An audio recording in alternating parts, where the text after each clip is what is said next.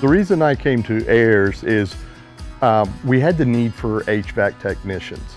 That's when I contacted Ayers College, and then we set up and I came over and looked around the facility. They gave me a tour through to check everything out, and I saw some of the students and got to talk to them for a few minutes.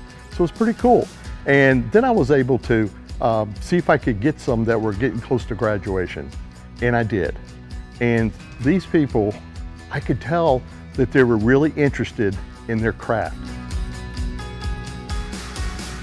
When I come to Ayers and I get a resume from there, I actually have a resume that a student has completed.